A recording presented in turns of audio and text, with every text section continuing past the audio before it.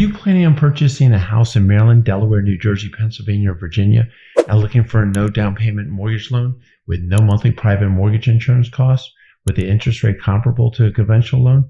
At Millennial Home Loans, we offer this loan option. Stay tuned. I'll tell you all about it.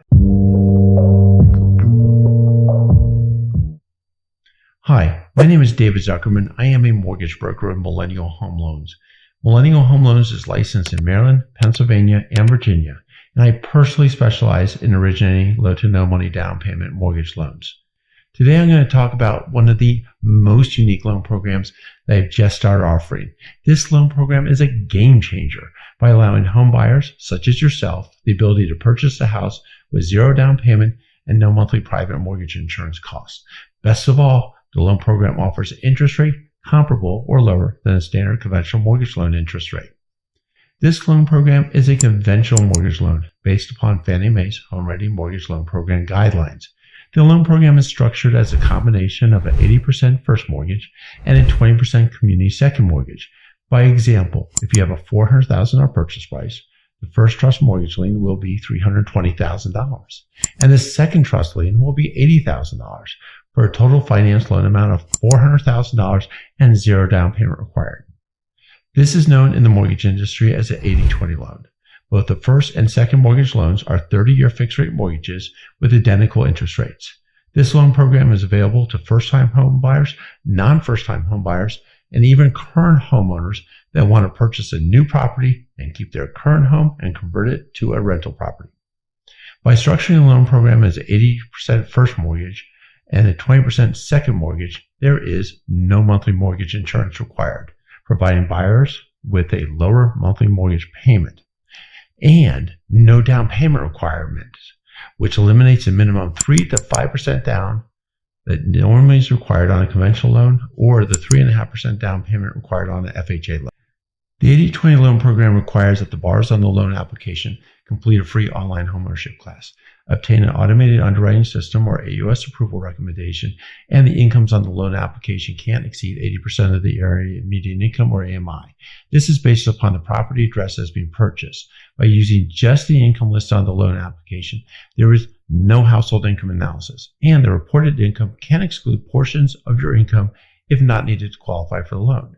The area median income criteria is a very important aspect of the loan program, and I'll do a deep dive into this topic later in the presentation. Other important aspects of the 80-20 loan program are as follows. Your debt-to-income ratio can be as high as 50% of your gross monthly income based upon the AUS findings.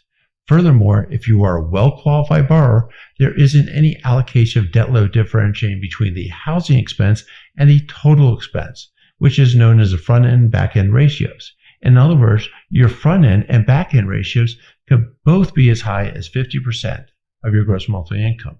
And I have closed multiple transactions in which the monthly mortgage payment is 50% of the gross monthly income. The seller can contribute up to 3% of the purchase price to offset the closing costs. The property you're purchasing must be your primary residence and cannot be used as an investment property or second home property until after you've lived in the property for at least 1 year. Allowable property types include single-family homes, townhomes, and agency-approved condominiums. Manufactured homes are permitted with a 5% down payment. Your minimum credit score requirements are 620 for all applicants on the loan. However, I will add from my own firsthand experience, to obtain the appropriate approval levels through the AUS, the lowest middle credit score ideally will be in the upper 600 range or preferably higher. If a borrower on the loan application does have a credit score that is between 620 and 680, ideally they will be able to document significant assets or have a co-applicant with higher credit scores.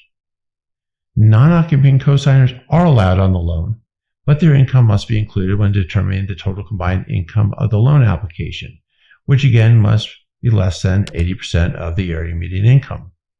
I think it's really important to discuss how does this program benefit you. One of the greatest concerns for first-time homebuyers is saving up for the down payment. With zero down payment, this program can be the difference between you being able to start a home search now or having to wait until you have saved up the minimum 3, 5, 10% down payment that you think is required. This is powerful. I think it's important to discuss the affordability achieved through the 80/20 loan program. For starters, you no longer have to pay a monthly mortgage insurance premium. This means you're most likely will be able to achieve a total lower monthly mortgage payment when compared to a standard Fannie Mae Home Ready or Freddie Mac Home Possible first-time homebuyer loan, or even a standard low down payment conventional loan. Even though the finance loan amount is going to be lower on these types of loans, since they all require a minimum 3% down payment, whereas the 80/20 loan program requires a 0 down payment. Now, I want to switch gears and talk about payment shock. If your current monthly housing costs, whether you're living rent-free with your parents or paying rent, but often at a lower monthly cost than your anticipated new mortgage payment will be, you'll experience what is known as payment shock. Simply put, payment shock is the difference between your current housing expense and your new mortgage payment. If this is a concern of yours and you're starting to ask yourself, will I be able to afford this house? Well, that's a really valid concern. Consider it just for a moment. What if you no longer are putting the money you saved toward a down payment into the mortgage, but rather toward paying off other debts that you have, whether it's a installment loan such as a car loan or personal loan or credit card debt? I can't tell you how many times I've asked my clients to consider putting less money into the down payment and instead pay off their other debts that they have going into the home buying process, such as a car loan or an installment loan. The bottom line is there'll be less of a financial burden when you're having to make that new mortgage payment if you don't have those other monthly liabilities hanging over your head. While we're talking about paying down debt in conjunction with purchasing a house, what if you're in the process of shopping for a house but can't find a house that you could truly get excited about, based upon the maximum purchase price or the monthly payment that you've been approved for? If you're in this situation and feel comfortable with a larger mortgage payment, but feel you must settle for a home based upon the amount of the loan approval, there is another perspective on paying down non-mortgage debt to achieve your goal of buying a house that you really like. By paying down non-mortgage debt, you may be able to increase your maximum monthly payment that you could qualify for on a dollar-for-dollar basis based upon the consumer debt that gets paid down at the settlement table. For example, if you have a car loan with a $500 monthly payment, there is a good chance you can increase your maximum monthly mortgage payment by the identical $500. Just think about a debt that you can pay off instead of putting money into the down payment and how much additional house that you now may be able to afford. Or perhaps you find other better uses for the down payment, such as making home improvements or repairs to your new house after settlement, or buying furniture or other household items for your new home. I want to talk about the efficiencies of the 80/20 loan program compared to other loan programs. To start off with, anyone who's been approved for any other low down payment loan solution, especially if it's a 3% down Home Ready or Home Possible loan, please feel free to reach out to me about the benefits of the no money down payment loan solution that I'm offering versus the current loan program you've already been approved for. I will gladly show you the monthly payment and cash to close savings achieved through this no money down loan option compared to your current Home Ready or Home Possible loan program. Now, if you've already been approved for a government loan such as FHA, VA, or USDA, these are all great loan programs, and I've helped a lot of clients achieve homeownership and build financial wealth using these types of government loans. The one thing that these loan programs all have in common, though, is that for the most part, they have upfront fees that are financing the loan and usually monthly payment surcharges that resemble private mortgage insurance or PMI, but unlike PMI, last for the life of the loan, all 30 years of it. These finance upfront fees and, where applicable, monthly fees, assuming the minimum down payment required based upon a 30-year fixed rate mortgage, are as follows. FHA loans. The upfront mortgage insurance premium is 1.75% of the loan amount. This is financed into the loan, but still is going to cost you 1.75%. And there's a monthly FHA annual mortgage insurance premium, which is going to be based upon a factorial of 0.55 for the life of the loan. VA loans. The funding fee is as low as 2.15% of the purchase price of the house for first-time use, and goes up all the way to 3.3% for all subsequent use of the VA loan. Now, if you have a VA loan approval and are receiving VA disability income that will allow the upfront funding fee to be waived, your current VA loan option is probably your most optimal loan program. USDA loans. The USDA loan guarantee fee is 1% of the loan amount, again, financed into the loan, and a monthly annual fee based upon a factor of 0.35% of the life of the loan. If you've been approved for any of these government loan options, it may be worthwhile to consider how the 80/20 loan program compares against these loan options. Now, there is one final group of home buyers I want to touch upon who may really benefit from the efficiency of the 80/20 loan. Earlier in the presentation, I mentioned that this program allows a home buyer to own one other property. This could be an existing investment property or the current primary residence that the home buyer wants to convert from a primary residence to an investment property. If you already own a home, especially if you have a very low interest rate and are looking to buy another home and want to retain ownership of your current home as a rental property, this loan program permits you to retain your current house and even allows a portion of the anticipated rental income to be used as an offset against your departing resident's current mortgage expense, which is important when calculating the new debt to income ratio. And don't forget, by using the 80/20 loan program, you could avoid any down payment requirements, making the 80/20 loan a great tool that allows you to take advantage of your existing mortgage loan's ultra low interest rate while laying a foundation toward building multi-generational wealth. Now, let's jump forward and say you're now ready to make an offer on a property, and your realtor tells you there's going to be a lot of interest on this house, and the sellers are anticipating multiple offers.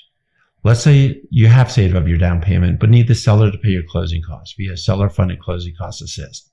Your realtor will probably let you know that this is going to make your offer less attractive when compared to other offers that aren't requesting closing cost help. With the 80/20 loan program, you can take the money that you're planning on putting toward a down payment and apply that to your closing costs instead, which means you no longer are having to ask for as much closing cost help or perhaps any closing cost help at all. This will increase the chance of having your offer accepted by the seller. Another consideration when fighting to have your offer accepted by the seller is the loan type. If your loan is a government-backed loan such as FHA, VA, or USDA, the appraisal report serves two purposes. One, establish the value of the property. Two, to list any safety and livability repairs that must be made prior to closing on the loan. This is different from a conventional loan, such as the 80/20 loan program, in which the appraisal report, for the most part, will be used just to establish the value of the property. Now, I'm not saying that it's a bad thing to have the seller make repairs to a property before you close on the transaction, but if you're competing against other offers and really want the house, your realtor may let you know that your offer may not receive as much interest from the seller compared to conventional loan financing because of this issue. Now, as promised, I want to talk further about area median income, or AMI. Let me now show you how to look up the AMI associated with the property address. Starting from your Google toolbar, type in area median income lookup. Note the Fannie Mae as well as the Freddie Mac lookup tools appear. In this case, we're going to use the Fannie Mae area median income lookup tool. And at that point, select the disclaimer. And we're going to enter a property address. I'm going to enter a random address, 1600 Pennsylvania Avenue in Baltimore, Maryland. Note that this block is going to appear. The 80% area median income lookup will be indicated at $97,760. That's all you have to do in order to look up the area median income for a specific property. This amount represents the maximum income that the 80/20 loan will allow for this particular property address. Should your household income, your total income, or the combined income of you and any other borrowers on the loan application exceed this amount, you still may be able to qualify for the 80/20 loan program. Here's how. The 80/20 loan program determines the AMI based upon the income listed on the loan application. This means that elements of your income, and if applicable, a co-applicant, can be excluded from the loan application. Bottom line, there is flexibility on how to structure this loan program based upon using just the income listed on the loan application. Always keep in mind that the income listed on the loan application must be accurate and truthful. So if the borrower's income is $80,000, that's their base income, is $80,000. That is the amount that must be listed on the loan application, and not an amount lower than $80,000 just to meet the AMI threshold guidelines.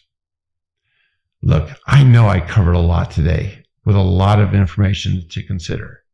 If you think this 80/20 loan program can be beneficial to you, as a full-service mortgage broker with hundreds and hundreds of 5-star Google and Zillow reviews, I'll be more than happy to run loan scenarios for you so that you could determine your optimal loan strategy based upon different down payment options and different loan products, so you can decide which loan program is right for you. And if you're in the very early stages of the home buying process and right now just want to run monthly payment scenarios on your own, I have provided links in the description section listed below using different monthly payment calculators for the 80/20 loan, conventional, FHA, VA, USDA loan programs as well. And when you're all ready to move forward, please keep me in mind. And as always, if you find this video helpful, please don't forget to hit the like button and make sure you subscribe to this channel so you don't miss my next video on unique and niche loan programs, guidelines, and loan scenarios.